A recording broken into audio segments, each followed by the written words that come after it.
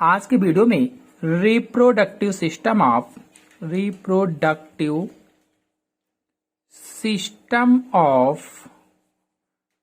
Fasciola hepatica के बारे में बताएंगे। इसे लीवर फ्लूक भी कहा जाता है, लीवर फ्लूक भी कहते हैं। तो reproductive system of liver fluke पूछा जाए चाहे फैसियोला पूछा जाए, एक ही बात है। तो जो लीवर फ्लूक होता है अथवा जो फैसियोला हिपैटिका होता है, ये द्विलिंगी जंतु होता है। द्विलिंगी जंतु का मतलब ये होता है कि एक ही जीव है, इसी में नर अंग भी हो, नर जनन अंग हो, और इसी में मादा जनन अंग हो, मादा जनन अंग, तो उसे द्विलिंगी कहा जाता है। यानी एक ही जीव शरीर में नर जनन अंग भी हो, उसी में मादा जनन अंग हो, तो नर और मादा एक ही जीव में है, तो उसे क्या कहते हैं? द्विलिंगी कहा जाता है, बाइसेक्सुअल कहा जाता है। और इसका जो जनन तंत्र है वो अति विकसित होता है। अगर इसको काट करके देखा जाएगा तो देखिए इस तरह से दिखेगा। अभी और बहुत सारे चित्र हैं, मैंने अलग अलग दिखाए हुए हैं। तो काटने पर इसका जो जनन तंत्र है, रिप्रोडक्टिव सिस्टम है, वो बहुत ही विकसित होता है और इसके शरीर के बड़े भाग में स्थित होता है। तो नर भी इसी में है, मादा भी इसी में है। सबसे पहले नर को समझ लेते हैं, फिर मादा जनन तंत्र को समझेंगे। तो देखिए अगर इसको काटा जाएगा तो इस तरह से कुछ दिखेगा। इसी चित्र को मैंने अलग बनाया हुआ है। ये काटने के बाद इस तरह से इसका नर जनन तंत्र और मादा जनन तंत्र दोनों दिखेंगे। लेकिन हम लोग पहले क्या समझेंगे? नर जनन तंत्र को समझेंगे। नर जनन तंत्र अथवा male reproductive system of Fasciola hepatica के बारे में जानेंगे। तो देखिए नर जनन तंत्र को स्पष्ट रूप से समझने के लिए हम इसके अंदर का भाग जो है वो अलग निकाल करके आपको दिखाते हैं, ताकि बड़ा बड़ा सा आपको दिखे। तो नर जनन तंत्र में इसका सबसे पहला भाग होगा वृषण अथवा टेस्टिस। हिंदी में कहेंगे वृषण, अंग्रेजी में कहेंगे टेस्टिस। जो फैसियोला है इसके अंदर का जनन तंत्र वाला पूरा सिस्टम निकाल कर रखा गया है यहाँ पर। तो फैसियोला में एक जोड़ी टेस्टिस पाई जाती हैं। ये जो आगे की भाग देख रहे हैं, आगे वाले, ये वाली जो आप संरचनाएं देख रहे हैं, ये क्या कहलाती है? एंटीरियर टेस्टिस कहलाती है। एंटीरियर टेस्टिस होती है, एंटीरियर टेस्टिस है, यानी कि आगे की टेस्टिस है, आगे का वृषण है। और ये जो आप भाग देख रहे हैं, ये वाला पीछे वाला गाढ़ा सा भाग आपको थोड़ा सा दिख रहा है, ये पोस्टीरियर टेस्टिस कहलाती है। पोस्टीरियर टेस्टिस कहलाती है। ये एंटीरियर टेस्टिस है, ये पोस्टीरियर टेस्टिस है। इसका मतलब दो टेस्टिस होती हैं। यानी जो फैसियोला है, फैसियोला में एक जोड़ी टेस्टिस, एक जोड़ी वृषण अथवा टेस्टिस पाए जाते हैं और बॉडी के पिछले वाले भाग में स्थित होते हैं। देखिए हम आपको चित्र दिखाते हैं। ये देखिए, ये जो बॉडी का ये अगला भाग ये हुआ, बॉडी का पिछला भाग ये हुआ। तो जो पिछला वाला भाग है, पिछले वाले भाग के मध्य में इस तरह से स्थित होते हैं, या पिछले वाले भाग में स्थित होते हैं, आप ये कह सकते हैं। मतलब दो वृषण होते हैं या दो टेस्टिस होती हैं, और इन दोनों में से एक आगे की तरफ होती है और दूसरे पीछे की तरफ होती है। देखिए एक ये वाली आगे की तरफ है जो एंटीरियर है, जो पोस्टीरियर है ये पीछे की तरफ स्थित होती है। और ये जो टेस्टिस हैं ये एक दूसरे से आगे व पीछे स्थित होती हैं। ये आगे और ठीक इसी के पीछे की तरफ ये वाली स्थित होती है। यानी ये वाली आगे की तरफ स्थित है, ये वाली ठीक उसी पीछे की तरफ। इस स्थिति को क्या कहा जाता है? टेंडम कहा जाता है या टंडेम कहा जाता है। यानी वृषणों का यह जो विन्यास होता है उसे ही टांडेम कहा जाता है। अर्थात टेस्टिस का यह कॉन्फ़िगरेशन जो होता है, इस कॉन्फ़िगरेशन को क्या कहते हैं? टांडेम कहा जाता है। अब ये जो टेस्टिस हैं अथवा ये जो वृषण हैं, ये ब्रांचेज हैं। देखिए इसमें बहुत सारी ब्रांच निकली हुई, बहुत सारी शाखाएं निकली हुई हैं। ब्रांचेज होती हैं ये, अथवा शाखान्वित होती है कि स्पर्म का फॉर्मेशन यही होता है। यानी इसी में वृषण जो होते हैं, जो टेस्टिस होते हैं, इसी में स्पर्म बनते हैं। स्पर्म का फॉर्मेशन यहीं पर होता है। चलिए अब इसके दूसरे भाग शुक्रवाहिनी को समझ लेते हैं। शुक्रवाहिनी, और शुक्रवाहिनी को वास डिफरेंस कहा जाता है। वैस डिफरेंस कहते हैं, या स्पर्म डक्ट भी कहा जाता है। स्पर्म डक्ट यानी ये जो टेस्टिस हैं, इन टेस्टिस से ये जो आप लाइनें देख रहे हैं ये जुड़ी हुई, तो इसे ही क्या कहा जाता है? स्पर्म डक्ट कहा जाता है, अथवा वैस डिफरेंस कहा जाता है, अथवा इसे ही शुक्रवाहिनी कहते हैं। इसे ही क्या कहा जाता है? शुक्रवाहिनी भी कहा जाता है। और हर एक टेस्टिस में एक वैस डिफरेंस होती है। देखिए यहां से एक टेस्टिस ये थी पिछले वाली, तो पोस्टीरियर में ये गई और इंटीरियर में ये गई, तो इस तरह से एक एक दोनों में एक एक स्पर्म डक्ट पाई जाती है या वैस डिफरेंस पाई जाती है। और आपको बता दें कि ये दोनों वैस डिफरेंस एसिटाबुलम जो होता है यहाँ पर, एसिटाबुलम के पास आकर आपस में जुड़ जाती हैं। ये देखिए ये यहां से आई यहां जुड़ गई, ये यहां से आई यहां जुड़ गई, तो एसिटाबुलम के पास में आकर के आपस में जुड़ जाती है। और ये ऐसी ट्यूब होती हैं, यानी ये ऐसी नलिकाएं होती हैं जो वृषण अथवा टेस्टिस में जो स्पर्म बनते हैं, इन स्पर्म को कहां तक ले जाती हैं? सेमिनल वेसिकल्स तक ले जाती हैं, यहां तक पहुंचाती हैं। ये ऐसी ट्यूब है जो स्पर्म इसमें बनते हैं, इन स्पर्म को सेमिनल वेसिकल्स तक पहुंचाती हैं, ले जाती हैं। या हिंदी में कहें तो ये नलिकाएं शुक्राणुओं को शुक्राशय तक पहुंचाती हैं। सेमिनल वेसिकल यानी शुक्राशय होता है, शुक्राणुओं को यहां से ले जाकर के यहां तक पहुंचाती हैं। अगर आप उसी को बड़े भाग में देखें तो देखिए ये जो है नलिकाएं आप काली काली से देख रहे हैं लंबी सी, ये वाली नलिकाएं क्या कहलाती हैं? स्पर्म डक्ट कहलाती हैं। स्पर्म डक्ट अथवा वैस डिफरेंस कहा जाता है। और ये जो हमारे टेस्टिस हैं, इन टेस्टिस से जो शुक्राणु बनते हैं, स्पर्म बनते हैं, इन स्पर्म को यहां से ले जाती हैं। कहां ले जाती हैं? तो देखिए यहां पर सेमिनल वेसिकल्स में ले जाते हैं या शुक्राशय में ले जाते हैं। ये है शुक्राशय। अब मेल रिप्रोडक्टिव सिस्टम का अगला भाग है शुक्राशय अथवा सेमिनल वेसिकल्स। तीसरा भाग होगा शुक्राशय। शुक्राशय अथवा इसे क्या कहा जाता है? सेमिनल वेसिकल्स कहा जाता है, वेसिकल्स। तो ये जो यहां पर है ये क्या है? शुक्राशय है। गोल सा भाग देख रहे हैं, इसे शुक्राशय कहा जाता है। दूसरे चित्र में इसको देख लेते हैं।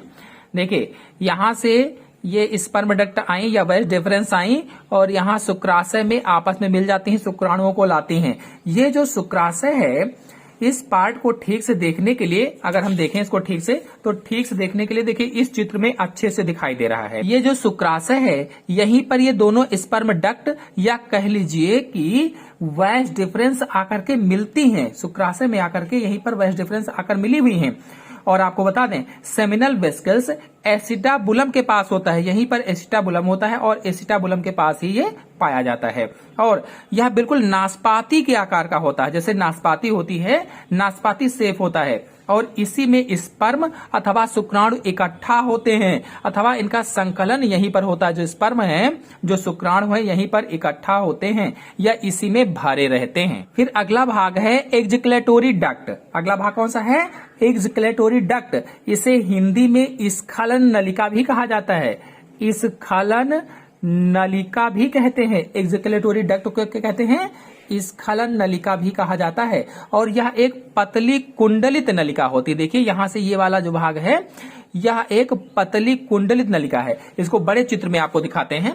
देखिए यहां से शुक्राशय अथवा सेमिनल वेसिकल से जाकर के देखिए ये यहां से यहां तक जुड़ा हुआ है।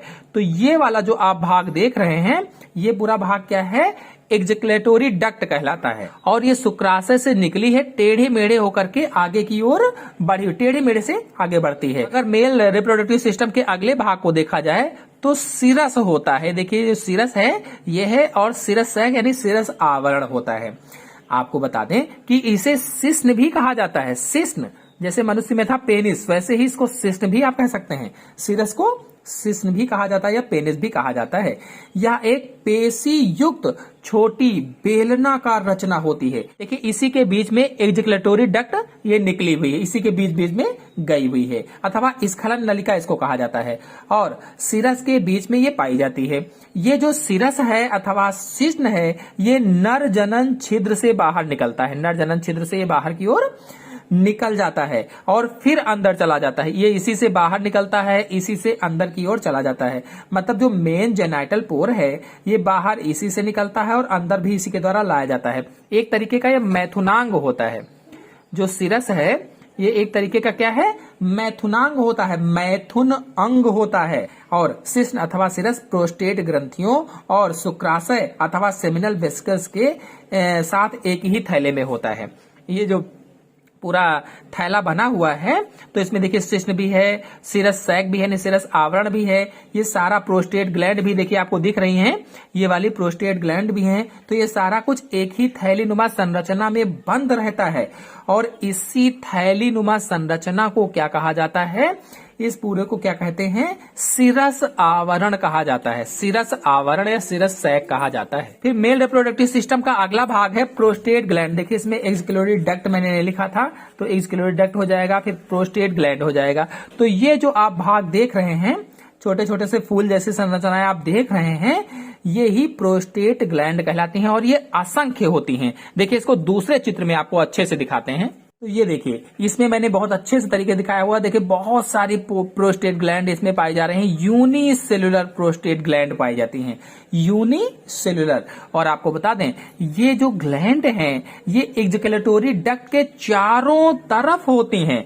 जो एग्जैकुलेटरी डक्ट है, इस डक्ट के देखिए चारों तरफ इसको घेरे हुए, चारों तरफ स्थित होती हैं। और मैथुन के समय इनसे क्षारीय पदार्थ स्रावित होता है। जब मैथुन होना होता है तो इन्हीं प्रोस्टेट ग्लैंड से क्षारीय पदार्थ स्रावित होता है। और यह क्षारीय पदार्थ शुक्राणुओं अथवा स्पर्म को स्वतंत्र रूप से गति कराने के लिए होता है। इसी क्षारीय पदार्थ से जो इससे निकलता है प्रोस्टेट ग्लैंड से, ये शुक्राणु को आसानी से तैरने में हेल्प करवाता है, ताकि वो आसानी से गति कर सकें, चिकनाई प्रदान करता है। चलिए अब मादा जनन तंत्र को समझ लेते हैं, या फीमेल रिप्रोडक्टिव ऑर्गन्स को समझ लेते हैं। तो देखिए फीमेल रिप्रोडक्टिव ऑर्गन में सबसे पहला भाग है ओवरी अथवा अंडाशय। ये देखिए यहां से जो आप संरचनाएं देख रहे हैं, ये ओवरी अथवा अंडाशय। इसको बड़े चित्र में आपको दिखाते हैं।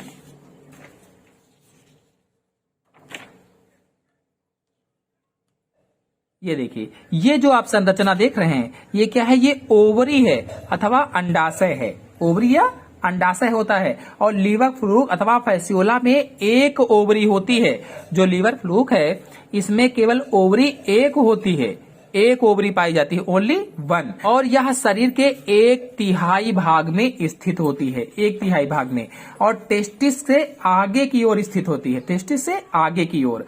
और ओवरी ब्रांचेज होती है। जो ओवरी है देखिए इसमें भी बहुत सारी ब्रांचेज निकली हुई, बहुत सारी शाखाएं निकली हुई हैं, यानी शाखादार नलिका संरचना होती है।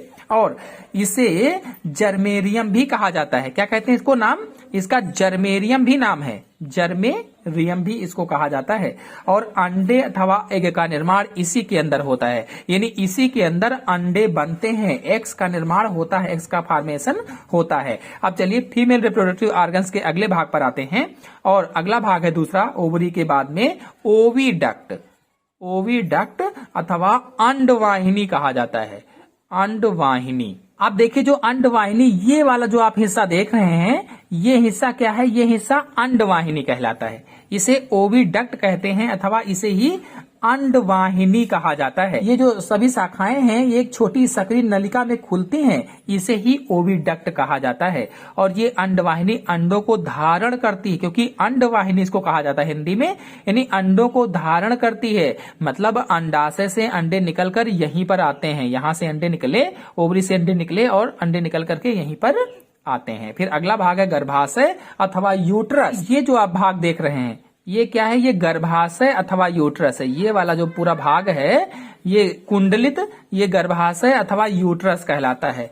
यूट्रस है अथवा इसे गर्भाशय कहा जाता है। और ये अत्यंत चौड़ी कुंडलित नलिका होती है, अधिक चौड़ी है और कुंडलित यानी घुमावदार नलिका के रूप में पाया जाता है। जैसा कि आप लोगों को चित्र में दिख भी रहा है, ये घुमावदार नली के रूप में पाया जाता है। और इसमें जो ये जो संरचनाएं आप देख रहे हैं व्हाइट व्हाइट सी, ये सभी क्या हैं, एग्स हैं अथवा अंडे होते हैं। यानी गर्भाशय अथवा यूट्रस के अंदर निषेचित अंडे अधिक संख्या में पाए जाते हैं। ये सब क्या है, निषेचित अंडे अधिक संख्या में पाए जाते हैं। अर्थात यूट्रस में फर्टिलाइज्ड एग होते हैं, फर्टिलाइज्ड एग पाए जाते हैं। और इसीलिए यूट्रस का आकार बड़ा हो जाता है, क्योंकि इसमें बहुत सारे अंडे भरे होते हैं, इसलिए इसका आकार बड़ा हो जाता है, अनियमित हो जाता है। और ये जो यूट्रस है, ये यूट्रस मादा जनन छिद्र द्वारा फीमेल जेनाइटर पोर में खुलता है या जनन बेसन में खुलता है। फिर फीमेल रिप्रोडक्टिव सिस्टम का अगला भाग है, देखिए जो आप छोटी सी संरचना यहां से निकली हुई देख रहे हैं, लारर कैनाल।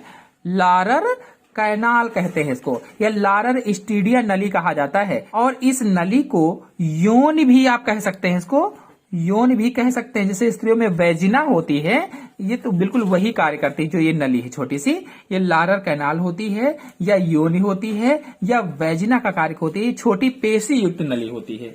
कि इसी को आपको बड़े चित्र में दिखाते हैं। ये देखिए, ये जो आप संरचना देख रहे हैं, ये लारर कैनाल कहलाती है, अथवा इसी संरचना को क्या कहते हैं, योनि या वेजिना कहा जाता है। छोटी है, पेशी युक्त संरचना होती है जो अंडवाहिनी से निकली हुई है। देखिए यहाँ अंडवाहिनी से ये आगे की ओर निकली हुई है, और ये मैथुन नली का कार्य करती है। इसका कार्य क्या है, मैथुन करना, या मैथुन नली का कार्य करना। जनन काल में यही नली शरीर के पृष्ठ सतह पर एसिटाबुलम, जो यहाँ पर एसिटाबुलम होता है, एसिटाबुलम के नीचे एक अस्थायी सूक्ष्म छिद्र में खुलती है, और मैथुन के समय यह छिद्र योनि का कार्य करता है अथवा वेजिना का कार्य करता है। अब देखते हैं फीमेल रिप्रोडक्टिव में सहायक जनन ग्रंथियां कौन सी होती हैं। तो सबसे पहली होती है मेहलिस की ग्रंथियां। मेहलिस की ग्रंथियां होती हैं फीमेल रिप्रोडक्टिव सिस्टम में। देखिए मेहल्स ग्लैंड होती हैं जो फीमेल रिप्रोडक्टिव सिस्टम होता है। ये देखिए, ये जो आप संरचना देख रहे हैं, ये मेहल्स ग्लैंड हैं। ये एक गुच्छे के रूप में पाई जाती है, जैसे गुच्छा होता है, बिल्कुल गुच्छे के रूप में पाई जाती हैं। और ये ग्रंथियां अंडवाहिनी अथवा पीतक नली और गर्भाशय के तीनों के जोड़ पर स्थित होती हैं। मेहलिस की ग्रंथियां हैं, इनसे एक विशेष प्रकार का पदार्थ स्रावित होता है। यह पदार्थ गर्भाशय से होकर अंडे आसानी से गुजर सकें, इसलिए चिकनाई प्रदान करता है। यानी इनसे जो पदार्थ स्रावित होता है वो एक चिकना पदार्थ स्रावित होता है, जिससे गर्भाशय में जो अंडे जा रहे हैं ये आसानी से चल सकें, खिसक सके। और इन ग्रंथियों को खोल ग्रंथियां अथवा कवच ग्रंथियां भी कहा जाता है। जो मेहल्स के ग्लैंड हैं, इन्हें खोल ग्रंथियां अथवा कवच ग्रंथियां भी कहते हैं, लेकिन ये कवच का निर्माण नहीं करती हैं, किंतु कहा जाता है इनको कवच ग्रंथियां। इसके बाद मादा जनन तंत्र की जो अगली ग्लैंड है, सहायक जनन ग्लैंड, वो विटेलाइन ग्लैंड्स है। पहला मैंने बताया मेहलिस की ग्लैंड थी, दूसरा है विटेलाइन ग्लैंड। जो विटेलाइन ग्लैंड है, इसे पीतक ग्रंथियां भी कहा जाता है। हिंदी में इसे पीतक ग्रंथियां भी कहते हैं, या विटेलियर ग्रंथियां भी इनको कहा जाता है। और यह बॉडी के एक सिरे से दूसरे सिरे तक असंख्य फैली रहती है। देखिए यहां से यहां तक असंख्य रूप से छोटी छोटी पुटिकाओं के रूप में फैली हुई हैं। ये जो छोटी छोटी सी पुटी आप देख रहे हैं, इन्हीं पुटीज को क्या कहा जाता है, विटेलाइन ग्लैंड्स कहा जाता है। ये छोटी छोटी सी पुटी आप देख रहे हैं, इनको विटेलाइन ग्लैंड्स या पीतक ग्रंथियां कहा जाता है। और इसकी जो नलिकाएं आपस में मिल करके, यानी नलिकाएं आपस में मिलकर गर्भाशय से कुछ नीचे की ओर, यहाँ जो गर्भाशय है इससे कुछ नीचे की ओर एच आकार का, देखिए यहाँ से ये, तो ये एच, बी से इधर से निकला हुआ, तो ये एच आकार का, देखिए इधर से इधर, ये देखिए ये एच इस तरह से होता है कि नहीं, यहाँ से यहाँ एच आकार का है। देखिए इस तरह से एच आकार की संरचना बनाती हैं। नलिकाएं आपस में मिल जाती हैं और गर्भाशय से कुछ नीचे एच आकार की संरचना बनाती हैं। पीतक ग्रंथियां विशेष प्रकार के पीता या योग कोशिकाओं का निर्माण करती हैं। ये जो पीतक ग्रंथियां हैं विशेष प्रकार के पीता अथवा योग कोशिकाओं का निर्माण करती हैं, जिनसे भ्रूण के पोषण के लिए योग या पीतक अत्यधिक मात्रा में बनता है। जो भ्रूण होता है उसके पोषण के लिए जो योग होता है अत्यधिक मात्रा में निर्माण होता है, और इन्हीं की सहायता से अंडों के चारों तरफ का कवच निर्माण होता है।